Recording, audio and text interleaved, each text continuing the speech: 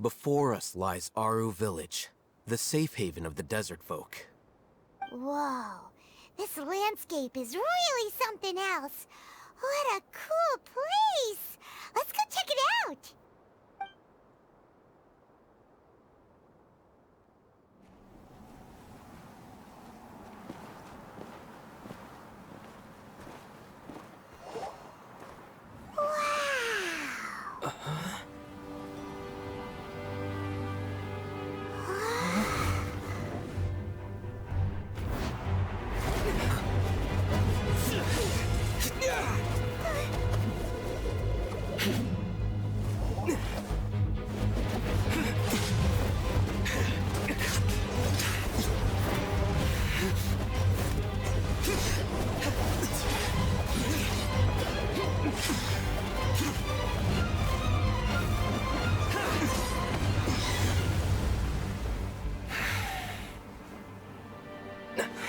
Cyno.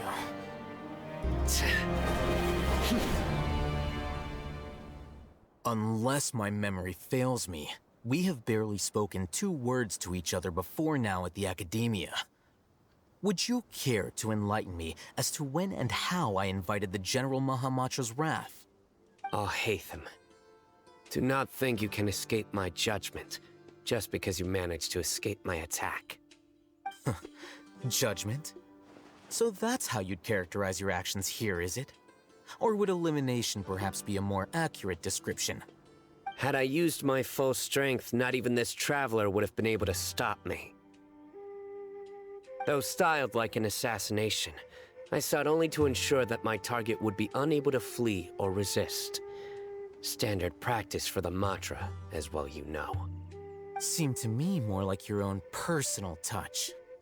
Who is that, Alhaitham? Did you call him General Mahamatra? Yes.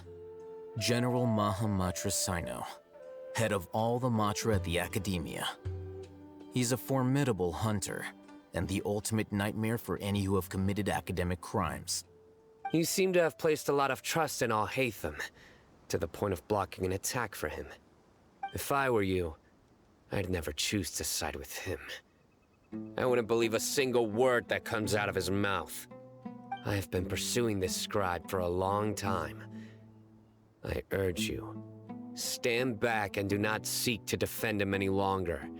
Otherwise, there will be consequences. Has Alhaitham done something wrong? Hyman doesn't think he's as bad as you've made him out to be. I won't waste my breath explaining things. Alhaitham, I saw it during our fight. Take it out. The divine knowledge capsule you're hiding on your person.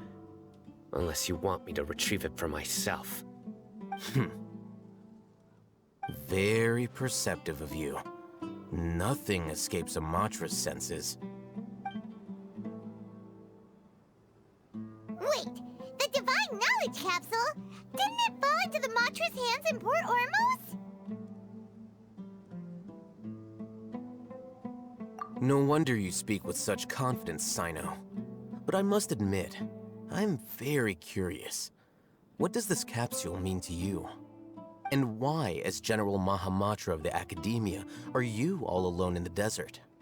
As far as I'm aware, the other Matra have been speculating about your disappearance. Have you been given a mission that's, let's say, morally dubious? If I was the real target of your mission, what was stopping you from simply using your authority and resources to judge me within the walls of the Academia? I should have known you'd be difficult to deal with. You two? Ugh! What should we do, Traveler? Paimon feels like we can't trust either of them. Ahem. Well, look at you two, acting all tough and self-righteous over there. Wait, Deyha?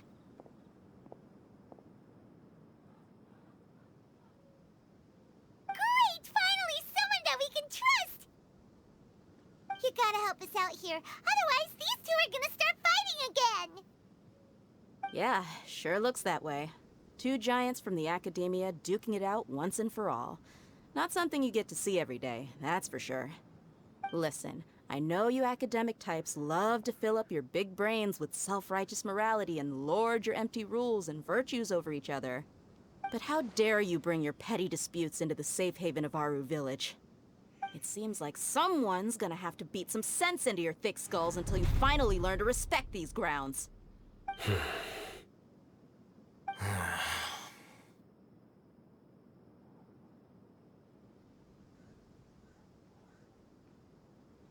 Hey, did either of you hear a word I just said?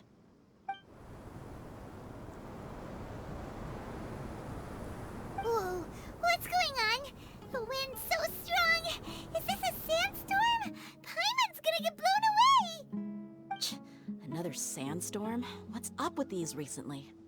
Hey! All of you, over here, quickly! We have to take cover! Someone's calling for us! Oh, this wind is too strong! Let's get over there!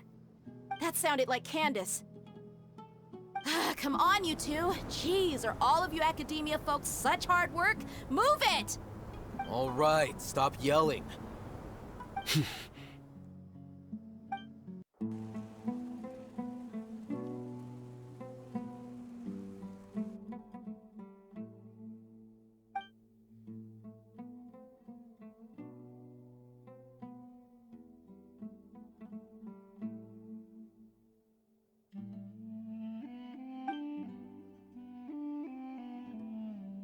Well, this is pretty awkward. Hey, wanna play sardines with 3 people who wanna tear each other limb from limb? Sure, why not? Sounds fun. The air is so thick and heavy. Paimon can hardly keep floating anymore. My sincere apologies, everyone. This is the home of our village chief. I will have to ask you to make do with this small room until the sandstorm dies down. Please, let me introduce myself. I am Candace, protector of Aaru Village. Our savior has come at last! Nice to meet you, Candace. The name's Paimon. Thank you so much for helping us. There's no need to thank me. It's only right to help each other when the weather gets rough. Wow, she's so gentle and caring, like a nice older sister. Unlike those guys over there. All right, now that we're all better acquainted, we should return to the topic at hand. As a guardian charged with the responsibility to protect my fellow villagers from harm, I was observing your conflict from afar, even before the sandstorm started. And now that you have set foot within Aaru Village itself, it is all the more my responsibility to make absolutely sure that you pose no threat whatsoever to us. So please, have an honest and sincere conversation with one another, and put your hostile feelings to rest. If anyone dares to start anything again while they are under this roof, I will not hesitate to send them out for some quality time with the creatures of the sandstorm. Oh, on second thought, Paimon may have misjudged Candace's character. And that goes for you too, Miss Deyha. Do I make myself clear? All right, we got it, Candace. That's what I like to hear. So, which of you will begin? I was supposed to be a mediator, but I might have gotten a little too involved just now. Anyway, one of those two should probably start talking. Wait, that was you trying to be a mediator? I have nothing to hide, so there's no shame in explaining myself. While all Haytham wasn't wrong about the other Matra not knowing my whereabouts, it's not because I've been assigned a morally dubious mission. Rather, I've chosen to exile myself. Huh? Exile yourself? A little while ago, I discovered that there was data missing in the Academia's project planning and development files. What little they did report clearly did not match the project's actual progress. As General Mahamatra, I had the responsibility and authority to request an audit. However, to my surprise, the person responsible for the erroneous data was none other than Grand Sage Azar himself. I tried to investigate the issue myself before submitting a formal audit request, but I soon found that all leads and potential pieces of incriminating evidence were carefully concealed from me. I began to realize that they were cautious of me from the very beginning. Unsurprisingly, the Grand Sage rejected my audit request as soon as the submission reached his desk. He even said to me, "The power of the General Mahamatra is granted by the sages. You have no right to judge us." So they really are up to no good. I realized then that to the Grand Sage, the Matra are nothing more than tools for the sages to assert and maintain their control over knowledge. The vows that we took, the principles that we strive to uphold, they are meaningless to the academia of today. I believed it would be wise to flee the academia before the sages had a chance to take action against me. This way, they can no longer see nor predict my actions. I will never give up on this investigation. There's no need for someone else to give me power or authority. Once I find the truth, I will administer judgment by my own name. Cyno seems to have the same goal as us. We're all investigating the sages. Plus, now that he's no longer the General Mahamatra, he somehow feels a lot less scary.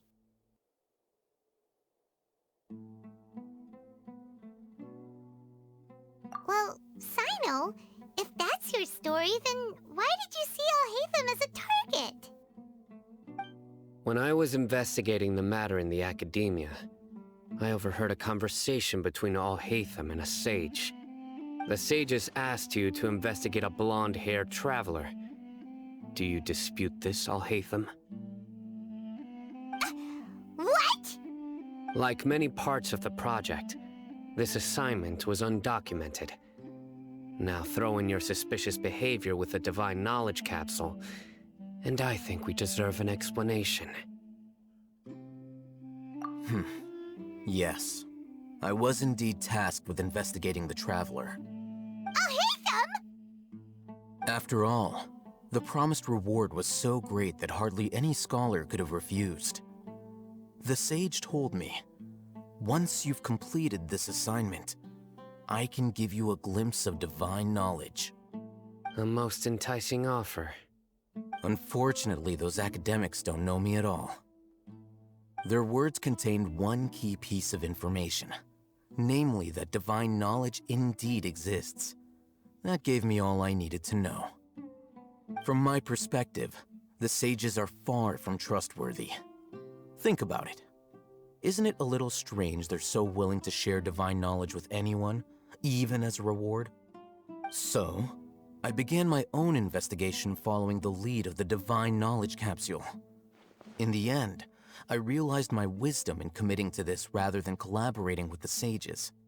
Had I been less guarded, I probably would have ended up like that auch mercenary, incapable of remaining sane for long enough to hold a conversation. You mean that the sages originally planned to dispose of you, using one of those capsules that drive people insane? I'd already given up on the assignment by then.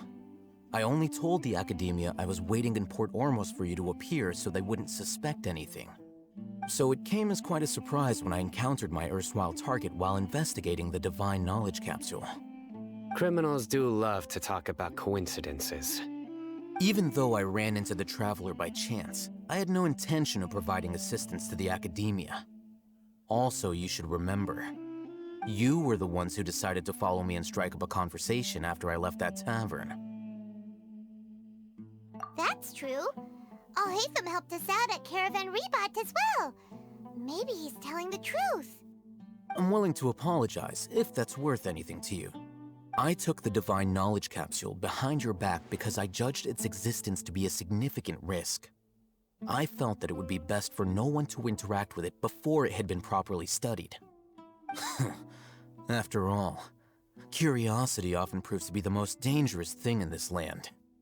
You should be well aware, Scribe Al-Haytham, that curiosity can also lead you to danger and suspicion.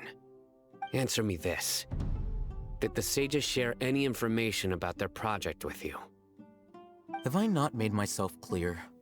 You and I are both distrusted by the Academia. Do you really think they would tell me anything? Fine. Although you haven't completely proven your innocence, I won't regard you as an enemy, for now. As you wish.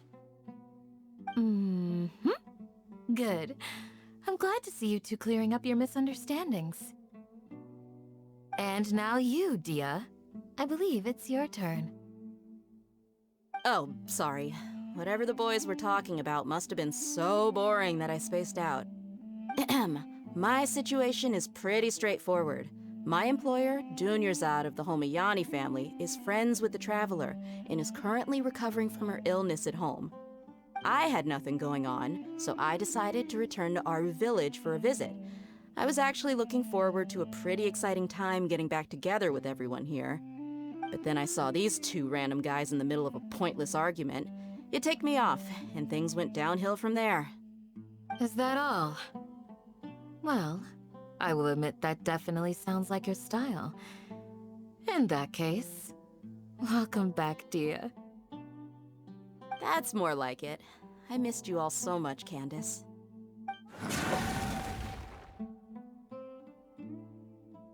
Whoa! What was that sound? No need to worry. Now that you're no longer at each other's throats, please make yourselves at home. I'll take a quick trip outside to clear out some of those creatures in the sandstorm. Creatures? In the sandstorm? Are you sure you don't want some backup? Fighting in a sandstorm is not for the faint-hearted. Anyone without extensive training in these conditions is at a disadvantage. You needn't worry. Yeah, just leave him to Candace. Don't worry, she's as tough as they come.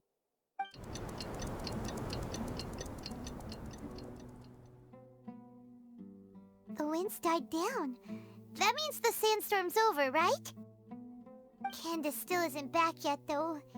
Is she alright? Maybe we should go out and check on her. When you put it that way, even I'm starting to feel a little worried. All right, let's go. We've been here long enough, and the boys are as chatty as the floor.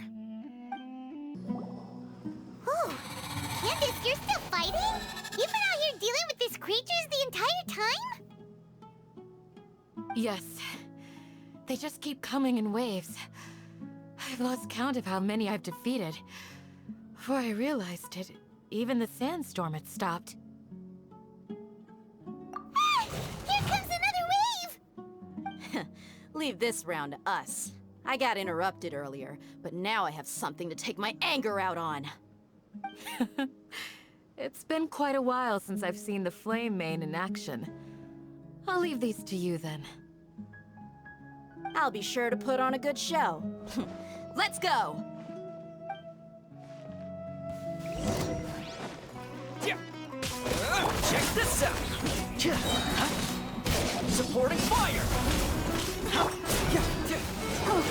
I'll protect us. Pressure!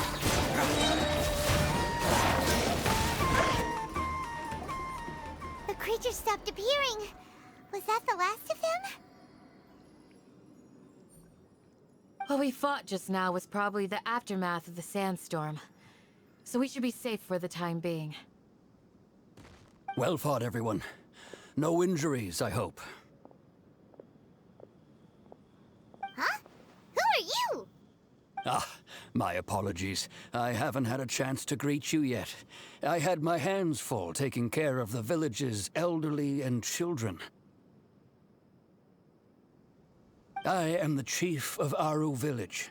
Everyone usually calls me Uncle Anpu. Sir, I am also originally from the desert, but I have not been back for some time now. May I ask if such sandstorms are common? I can't say they've always been common, but recently the storms have become increasingly severe and frequent. Besides sandstorms, we also occasionally get earthquakes. According to an investigator who stayed in the village a while ago, these unusual natural phenomena are related to the withering of Irminsul. Another effect of Irminsul's withering. So, Irminsul's withering causes withering zones in the forest, and sandstorms and earthquakes here in the desert? Everything in the natural world is inextricably connected to Irminsul. These regional symptoms can indeed be a reflection of Irminsul's present state. Everyone in Aaru village needs to take good care of themselves. Speaking of which, why haven't I seen a single village keeper since I got here? Village keeper? Who are they? Village guards like Candace? Does your curiosity know no bounds? Village Keeper is how Aaru village refers to mad scholars exiled here by the Akademie. Most of them are scholars who lost their sanity after a period of training in the Avidia forest. The Akademie believes that their crazed mutterings may have a negative effect on the psyches of other scholars. So, they're forcibly exiled to the desert. Though if you ask me, it's all a boatload of nonsense. Alas, that's exactly what we've been trying to investigate.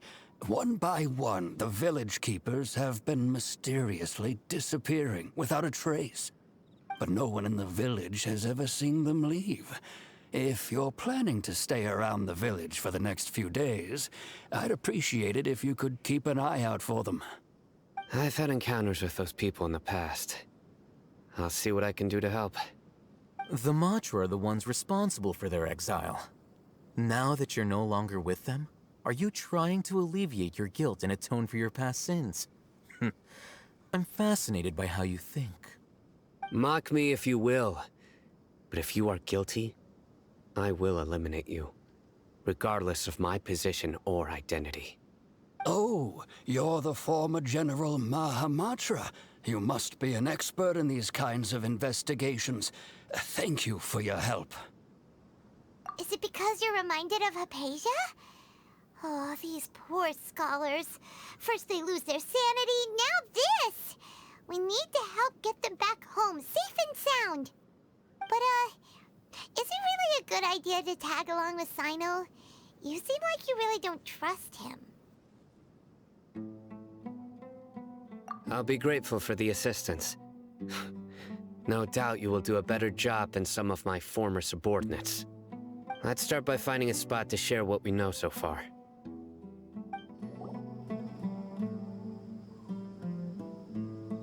Although I've sent myself into exile, I'm still doing essentially the same things as before. Do you still have any questions for me before we start our investigation? One of my former subordinates told me that this title has its origins in a strange incident. The Academie has long exiled mad scholars to Aaru village. A mysterious phenomenon exists here. When mad scholars first arrive, they are as incoherent and deranged as before.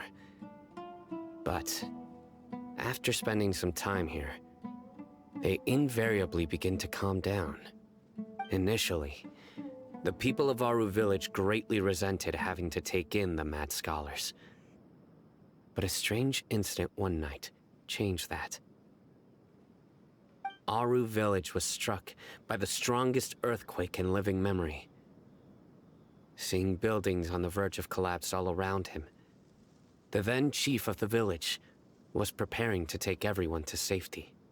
Suddenly, he noticed a mad scholar crouching in a corner, caressing the ground with his hands. A soft, green light radiated from him, like a divine glow against the backdrop of night. Despite the powerful tremors that ripped through the ground that night, all the houses remained upright, almost as if they had grown roots reaching deep into the ground. In the end, not a single building collapsed, and no one was hurt. After that, the people of Aaru village treated the mad scholars with greater kindness, and began to refer to them as the village keepers. A soft green light? A mad scholar protecting Aaru village? What do you make of it, Traveler? Paimon thinks so too. Actually, Cyno, do you know if any of the mad scholars continued to wear their Akasha terminals at Aaru village? In theory, they would continue wearing them so the Academia could still monitor their activities.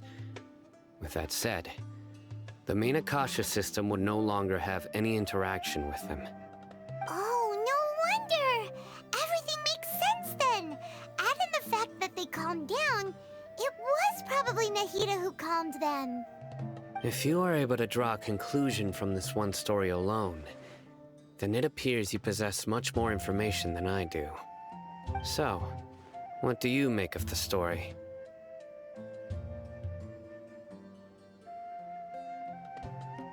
Really? Lesser Lord Kusanali. What? You don't believe us? Lesser Lord Kusanali was definitely using the Akasha to give her power to the mad scholars! No, it's not so much that I don't believe you. I'm just struck by your reasoning. Lesser Lord Kusanali, the current Dendro Archon. Is she really active in Sumeru? The Academia has always placed far greater importance on the late Greater Lord Rukkhadevata. They've more or less ignored Lesser Lord Kusanali, and I've never had any reason to doubt their views. In addition, I've never heard any stories about Lesser Lord Kusanali and her deeds. To me, she might as well have been a god that never existed. No way! Nahida definitely exists! She's a... How should Paimon put it? She's a good Archon who's kind and wise. Even if she says weird stuff sometimes. I've spent many years interrogating criminals, so I can easily tell when someone is lying. Good! Then you should know that we're telling the truth! That look in your eyes. I've never seen that from a liar. You two really must have met Lesser Lord Kusanali. How can this be? To think, our Archon has been amongst us this entire time. Alright, now it's our turn to put our skills to good use for this investigation. But easier said than done, especially since we don't have any leads. Maybe we can start by knocking on some doors. Excuse me, are you here to help me find my grandpa? Huh? Who are you? By the sounds of it, a resident of this village. My name is Isak. You'll help me find my grandpa, right? Is your grandpa a mad scholar? Hey, don't say that. Grandpa is just Grandpa. Why do you have to call him that? It's not like he's a bad person or anything. The person you're referring to is not a local, yet you are. Why do you call him Grandpa? Grandpa is just Grandpa. He's my family. I heard everything you said to the village chief. Please, you gotta take me with you. I want to find my grandpa. I swear I'll help. I won't be a nuisance. Ah, so you're the one who was eavesdropping on us around the village chief's house. I was planning to go out and take care of whoever it was, but I had a vague feeling that they didn't harbor any ill intent. Whoa. Helfen wasn't kidding about Matra having sharp senses. Cyno, he's just a kid. All he wants is to find his grandpa. Let's find a way to help him. Sorry. I was only listening in because I wanted to know where Grandpa went. Honest. If you don't believe me, you can ask Miss Candace. All right. But first, let's confirm the facts with Candace. Cyno is super vigilant. Is this what all the Matra are like? Ah, you're back already. We just wanted to confirm something with you. Do you know a boy by the name of Isak? I had a feeling he'd go looking for you. Huh? You knew this would happen? Yes.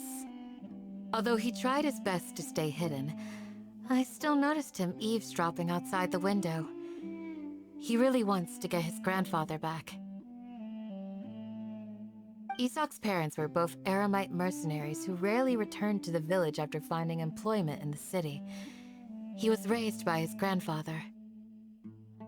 Unfortunately, it was only a few years before his grandpa passed away. Isak was still very young at the time, so various families in the village took turns caring for him so he could survive. Later, an elderly mad scholar arrived at the village. Isak thought the scholar bore a striking resemblance to his grandfather, and thus often spied on the man. However, the scholar was unkempt in appearance and incoherent in speech. Although Isak referred to the man as his grandpa, he was afraid and didn't dare to approach him. One summer night, the oft mumbling and bumbling grandpa suddenly calmed down and seemed to become more lucid. He even noticed Isak hiding in the distance. So Grandpa walked up to Isak and patted him on the head. He even took Isak to the entrance of the village, where he patiently taught the boy the names of the stars, and accompanied Isak until he fell asleep. The next morning, Isak woke up and wanted to go find his grandpa again, only to realize his grandpa no longer recognized him. However, even so, Grandpa retained his calm expression. It's said that those who saw the scholar claimed he no longer appeared to be crazy, but appeared to be living in his own world, almost as if he were sleepwalking. Isak was thrilled that his grandpa was able to find peace, and would follow him all the time, asking him things like, "Grandpa, want me to take you somewhere fun?" Or, "Grandpa, could you tell me stories about the stars again?" All this somehow just makes Paimon feel really sad. It seems like they both deserve so much better. Perhaps. Nearly everyone who lives in the desert has some form of hardship or regret. But even so, we must still continue on with our lives. It's also my reason for fighting. I must continue to protect this land.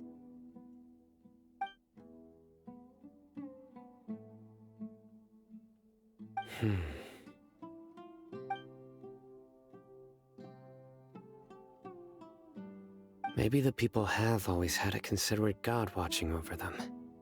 Huh? What did you say, Cyno? No, nothing.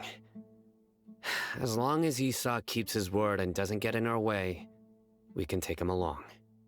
Perhaps you are more compassionate than I gave you credit for. Please accept my thanks on Isak's behalf, Cyno. Hey, Isak! Oh, it's you guys! We've cleared everything up. Let's go find your grandpa. Really? Wow! Thank you so much! Yeah! All right. Let's ask the local residents some questions first.